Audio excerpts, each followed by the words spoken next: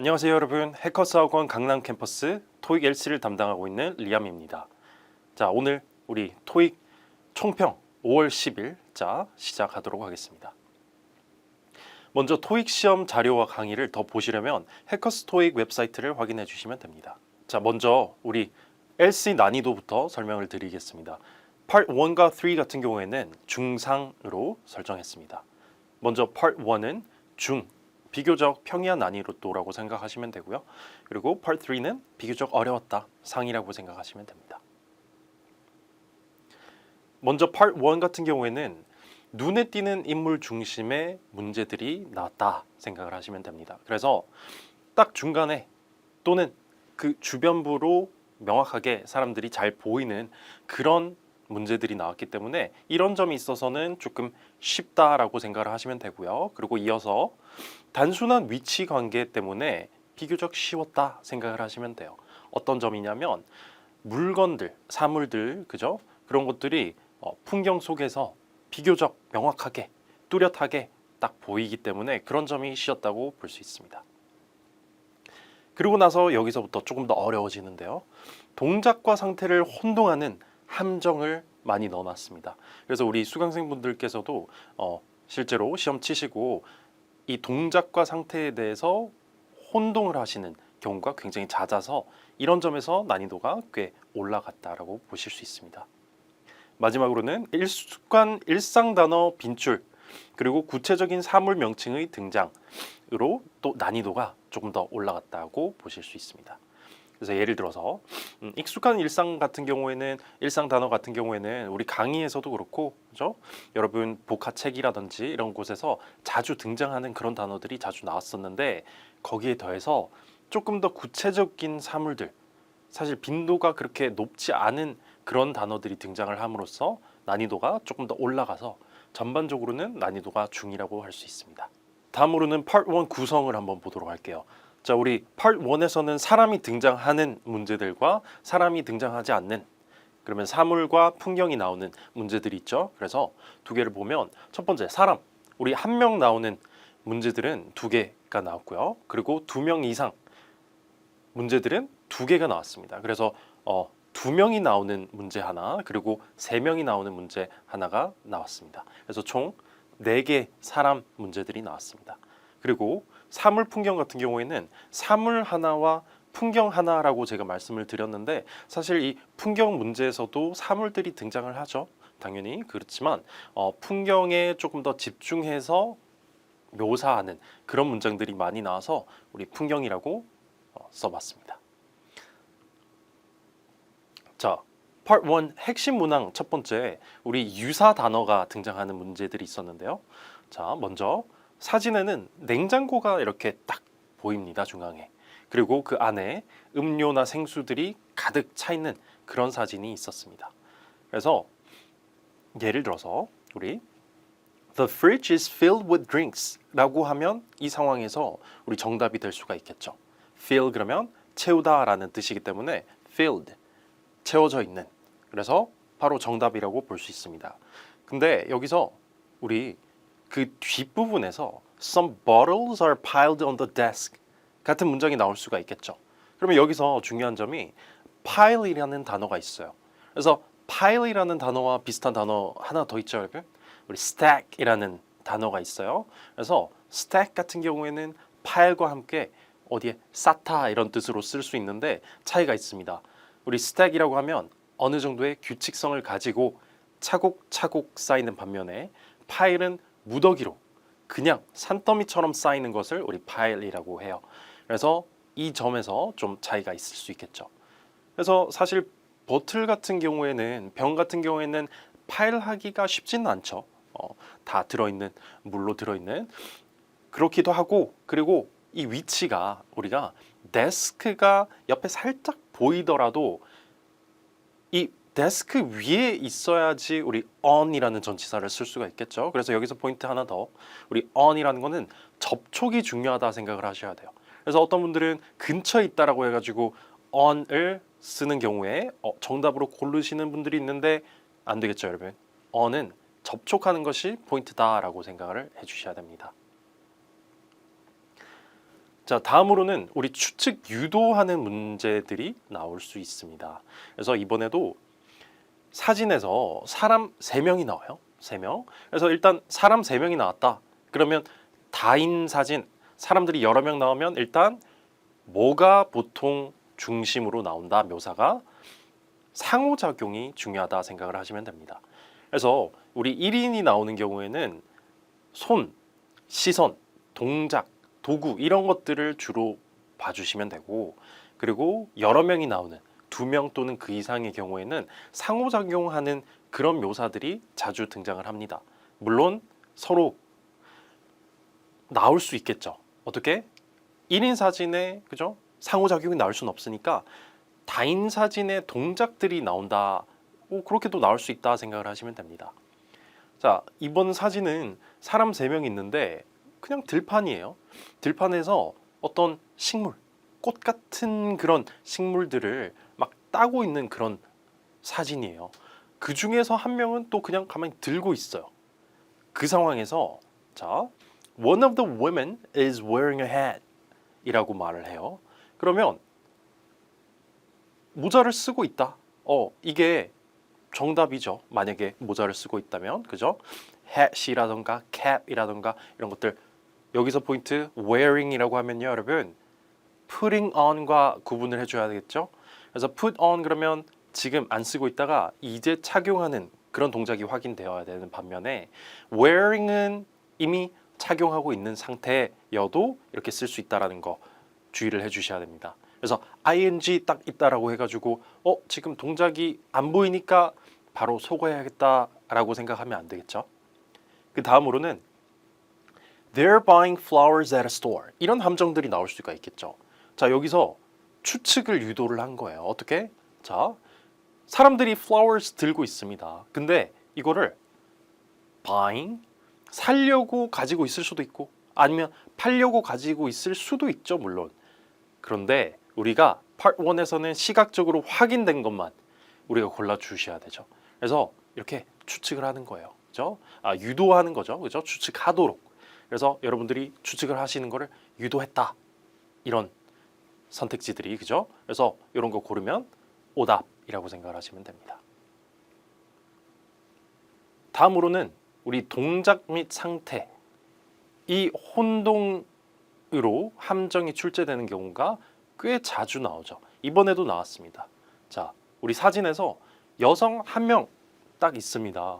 카페 의자에 앉아 있고요. 그 뒤로는 배경에 꽃병, 물론 꽃병 말고 plant 또는 potted plant처럼 이런 것도 나올 수가 있겠죠. 식물들이 있는 상황인 거예요. 그리고 여자는 셔츠를 착용하고 있어요. 자, 여기에 대해서 첫 번째, some vases are placed behind the seat라고 말을 했어요. vase라고 하면 꽃병입니다. 여러분 B랑 V 사운드 구분을 해주세요. V 사운드는 아래 입술 살짝 무는 그런 느낌이 있죠. base는 여러분 아시는 기초 이런 뜻이 있고요. 그리고 vase는 꽃병이란 뜻입니다. 그래서 여기서 some vases are placed, 놓여 있다. 여러분 놓여 있는 거는 어떤 장면이 나와야 돼요, 시각적으로. 가만히 있으면 돼요. 그게 다예요. 사물이 있으면 placed라고 말할 수 있습니다. 상태인 거죠. behind the seat, 좌석 뒤로 해서 정답이죠. 그런데 a woman is tucking in a shirt라고 했습니다. tuck in, 여러분 tuck 그러면요 안에 집어넣는 거예요. 그러면 셔츠 저 같은 경우에도 바지 안에 넣었죠. 그러면 tucked in이라고 볼 수 있죠, 여러분. 제가 아까 이거 옷 입을 때 tuck in 했습니다. 그래서 그 상황에서 말을 하자면 I'm tucking in my shirt라고 할 수 있는데 지금은 어때요, 여러분? 제가 여기서 옷을 입고 있는 중이 아니기 때문에 상태로 표현을 해야 되겠죠. tucked in 이면 정답일 수 있겠지만 여기서 tucking in이라고 했습니다. 동작 확인 안 되면 오답이라는 거 주의를 해주셔야 돼요. 그래서 예를 들어서 목도리 같은 경우에는 wrapping이라고 말을 하는 경우에 둘둘 지금 메고 있는 동작이 확인돼야지만 정답이겠죠. 그래서 만약에 그냥 돌려져 있다 그러면 어떻게 돼요? wrapped around the neck 이런 식으로 나오면 정답이 될 수는 있겠죠.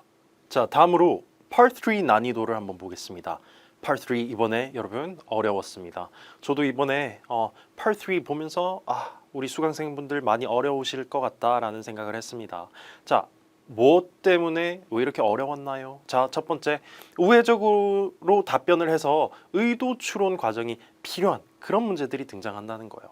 그러면 이거는 사실 우리 영어뿐만 아니라 한 번 더 생각을 깊게 해줘야지만 맞출 수 있는 문제들이에요. 그래서 Part 3 자주 등장하죠. 이 점이 어려웠습니다. 다음으로는 3인 대화 및 빠른 전환. 우리 Part 3는 어때요, 여러분? 대화이기 때문에 2명 또는 3명이 등장을 하죠. 근데 3명 나오면 기본적으로 어떻습니까? 정신 없어요, 그죠? 그래서 3명 나오는 지문이 있었는데 정신 없어요. 누가 뭐 하는지 구분을 잘 못할 수가 있어요, 그죠? 그래서 빠른 전환, 막 빨리 바뀝니다, 여러분. 그래서 사람이 많다라는 거는 어떤 말이에요? 지문의 길이는 적혀져 있는데 말하는 사람이 많으면 그만큼 내용 전환이 많다라는 거예요. 그래서 더 정신없다라고 생각을 하시면 되겠죠. 마지막으로는 전문적이고 구체적인 상황 설정 때문에 어려웠던 부분이 있습니다. 무슨 말이냐면 쉽게 말하면 전문적이고 구체적인 단어, 우리가 심지어 잘 모를 수도 있는 그런 단어들이 자주 등장을 했어요. 그 점 때문에 굉장히 Part 3의 난이도를 고난도로 만드는 문제들이었다 생각을 하시면 됩니다. 안녕하세요. 종로에커스 끝장 토익에서 리스닝을 강의하고 있는 임세훈입니다. 5월 10일 토익 총평 저와 함께 시작해 보도록 하겠습니다. 먼저 총평 시작하기 전에요. 우리 해커스 토익 사이트 들어가시면은 더 많은 정보 찾아보실 수 있으니까 꼭 한번 이용해 보시고요. 여러분이 궁금해하시는 오늘의 난이도 한번 들어가 보도록 하겠습니다. 우선 Part 2 같은 경우는요. 항상 두근두근 되죠. 이게 더 어려우면 어떠나, 이게 계속 이렇게 나오려나 고민이 되는데 오늘은 다행히도 몇 문제를 제외하면 중중 정도의 난이도를 보였다라는 거죠. 근데 물론 어렵게 느끼신 분들도 많을 거예요. 이유가 있습니다. 그 부분을 저랑 같이 짚어볼 거고요. 그 다음에 우리가 이런 유형들을 알면서 이 정도 난이도는 엄청 어려운 건 아니구나 이렇게 생각할 수 있는 실력을 기르는 게 아무래도 중요하겠다라고 생각을 합니다. 이 문제 유형들을 좀 보시면요. 보통은 의문사로 시작하는 의문문이 10문제 이상은 나오거든요. 보통 한 11문제. 많이 나오면 12문제까지도 출제가 되는데 지금 조금 줄었어요. 이게 요즘 추세인 것 같아요. 조금씩 줄어들고 있기 때문에 여러분도 의문사 이제는 여기서 조금 벗어나셔서 의문사와 긍정, 부정 의문문 그리고 평서문 요 정도까지는 우리가 평소 공부할 때 신경을 써줘야 하겠다. 이렇게 보시면 앞으로의 공부 방향성도 잡으실 수 있을 것 같습니다. 우리 문제를 한번 보도록 할 건데요. 일단은 이 Part 2 같은 경우는요. 예전에는 패턴이에요 이런 이야기들을 굉장히 많이 했어요. 근데 이제는 패턴대로 나오는 것들이 거의 없어졌다라고 보셔야 됩니다. 그럼 어떻게 풀어야 되나요? 질문을 듣고 대답을 들을 겁니다. 모국어로 해석을 하셔야 되겠죠. 그런데 해석을 했는데 대화가 돼요. 그러면은 영어로도 대화가 됩니다. 근데 해석을 했는데 모국어로 대화가 안 되는 것 같아요. 내용 연결이 안 돼요. 그러면 영어로도 대화가 되지 않습니다. 근데 지금은 제가 보기를 하나 정도만 썼는데 보통은 보기가 3개죠. 그래서 정답을 고르셔도 되고요. 오답 2개를 여러분이 쳐내셔도 괜찮습니다. 근데 가끔 애매할 때는 세모 치는 거 잊지 마시고요. 같이 한번 보도록 할게요. Can you give me a ride to school? 학교에 좀 태워줄 수 있겠니? 이랬단 말이죠. 어떤 해설지에는 태워달라고 나오고 어떤 해설지는 뭐 데려다주다 이렇게도 나옵니다. 근데 그게 그거죠. 학교 좀 데려다줘 이랬단 말이에요. 그랬는데 뭐라고 하죠? I have the flu. 나 플루 걸렸어. 인플루엔자죠. 독감이라고도 합니다. 나 독감 걸렸어. 지금 우리가 패턴대로 생각하자면 학교를 데려다 달라는 거랑 나 아파, 나 독감 걸렸어는 전혀 연관성이 없는 패턴이란 말이죠. 근데 지금 이 해설 강의를 보시는 여러분들은 다 이거 정답이 되는구나 라는 거 아실 겁니다. 왜죠? 대화가 됐기 때문이죠. 그렇기 때문에 모국어로 해석해서 대화가 되냐 안 되냐 이거를 판단을 내리시는 거예요. 그랬는데 만약에 이 정답이래요. 나는 이해가 안 가. 그럼 그 이유가 있을 겁니다. 그 이유를 찾아내는 게 여러분의 리뷰 방향성이 돼야 된다라는 거. 이거를 기억하셨으면 좋겠어요. 사실상 파트 2는 이게 끝이기는 해요. 이거 알고 단어 수거 알고 발음 알아서 내용 파악하면 되거든요. 그러니까 이게 가장 중요한 요소다라고 보시면 되겠죠. 그 다음에 Our bus is leaving soon. 자, 버스가 곧 출발합니다 라고 했단 말이죠. 평서문입니다. 이런 평서문들은 진짜로 예전 전통적으로 패턴 할 때도 어려웠어요. 패턴이 너무 많단 말이죠. 근데 지금은 패턴대로 내는 게 더욱 없다라는 얘기입니다. 그러니까 여러분도 보실 때 그냥 해석을 하셔야 되는데 버스 곧 출발합니다. 그랬더니 May I use the restroom? 나 화장실 좀 갔다 와도 되나요? 아니 버스가 출발하는 거라 화장실 가고 싶은 거랑은 또 무슨 상관이에요? 패턴으로 가면 전혀 이건 무슨 패턴인지 알 수가 없다는 거죠. 그런데 우리는 지금 해석을 해봤더니 대화가 된다 안 된다? 된다. 이 상황 어떤 상황인지 그려지시죠? 꼭 그런 친구 있어요. 휴게소 갔다가 버스 이제 다 모여서 타려고 하는데 선생님 저 화장실 좀 갔다 올게요. 꼭 출발하기 전에 하는 친구 있거든요. 그 친구 생각하시면 다시 한번 이거 대화 됐다 안 됐다? 됐다. 정답 땅. 이겁니다. 계속 이 훈련을 여러분은 해주셔야 되는 겁니다. 그리고 그러기 위해서 뭐 해라? 단어 수거를 많이 암기해라 라는 거죠. 다음으로 한번 넘어가 볼게요. 그 다음 유형 보시면 부가의문문입니다. 그런데 부가의문문은요, 이 뒤에 부분이 있는 거죠. 근데 이거를 우리는 들을 필요가 없다라는 걸 아셔야 돼요. 영어는요, 대부분, 100%는 아닙니다. 대부분 중요한 걸 앞쪽에 두는 경향이 있어요. 그럼 이 사람이 하고 싶은 얘기는 이거예요. The food tastes good here. 여기 음식 맛있다. 여기 밥 맛있다. 이 말을 하고 싶은 거예요. 그거를 여러분이 포착을 하셔야 되고요. 그 다음에 우리 yes, no 신경 안 쓰는 거 아시죠? 그럼 여기 밥 되게 맛있다 그랬더니 I want to visit again later. 나중에 다시 또 오고 싶어요 라고 한단 말이죠. 이거 무슨 뜻이에요? 나도 맛있게 생각하고 있고 그래서 한 번 더 먹어보고 싶어. 다음에 또 오자. 재방문 의사 따봉 이거잖아요. 이거를 여러분이 딱 듣고 이건 이런 대화 내용이지 이런 패턴이지가 아니라 그냥 대화가 됐어? 요즘 Part 2가 계속 이렇게 나와요. 그렇기 때문에 전통적인 패턴러들이 굉장히 힘들어하고 있단 말이죠. 패턴대로 안 나와서 너무 어려웠어요. 이거는 이제는 잘못된 말입니다. 패턴대로 안 나와요. 오히려 모르는 단어, 모르는 발음이 많았어요가 진짜 이유란 말이죠. 그럼 이유가 나왔으니까 앞으로 공부할 때는 또 내가 단어 수거 위주로 좀 더 공부를 해줘야 되겠죠. 눈으로만 가시면 안 됩니다. listening이잖아요. 귀로도 듣는 연습을 해주셔야 되는 거죠.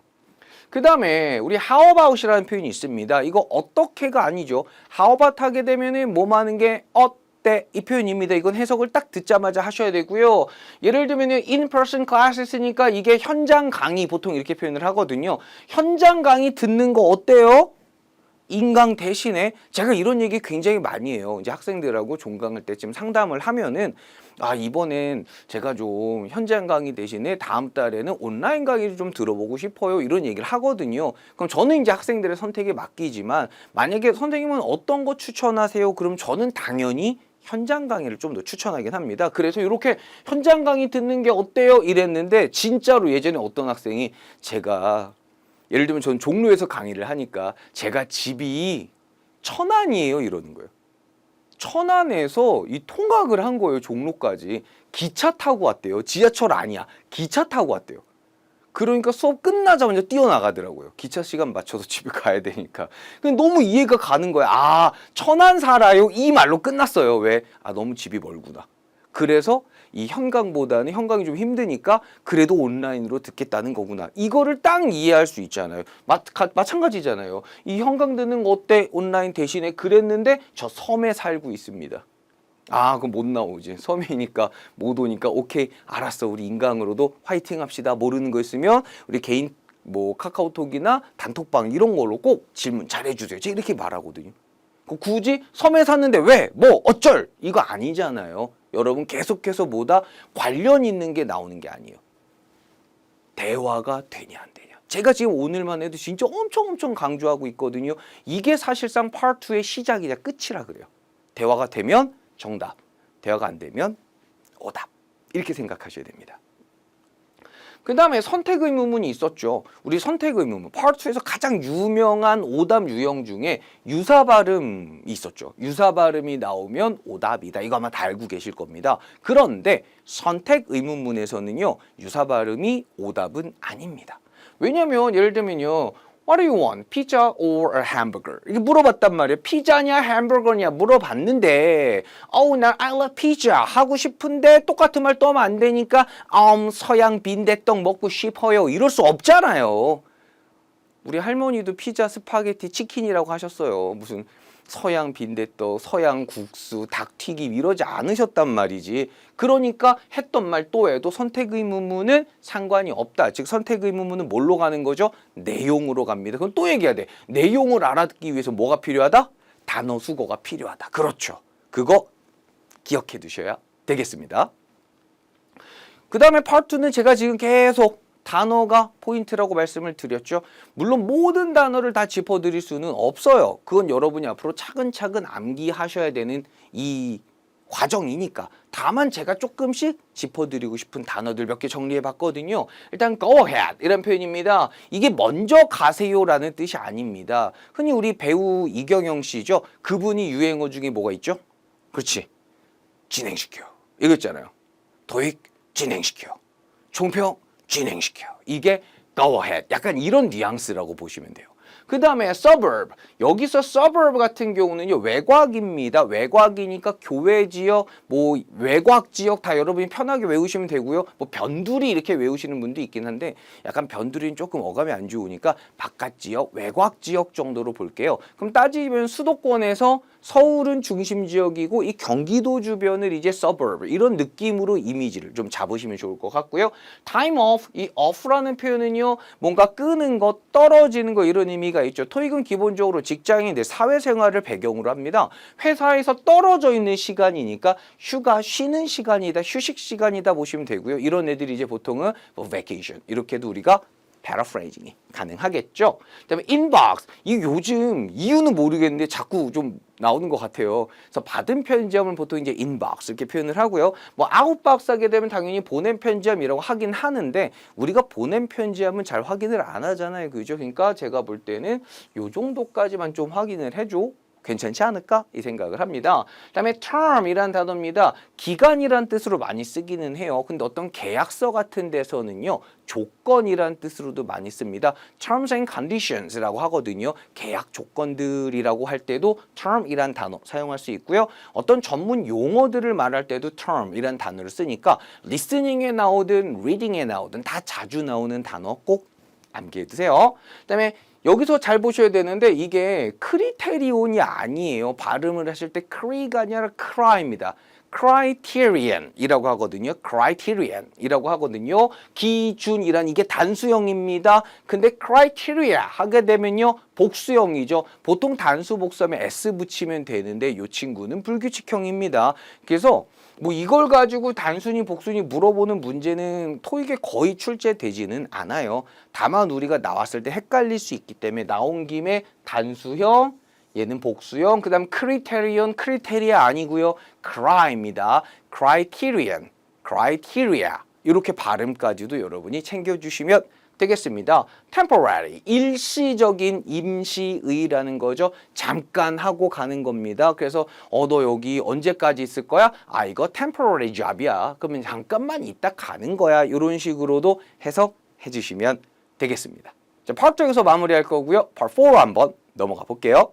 파트 4입니다. 오늘 난이도는 중상입니다. 그냥 파트 4가 파트 4 했다. 사실 또 우리가 1, 2, 3, 4를 풀어나가잖아요.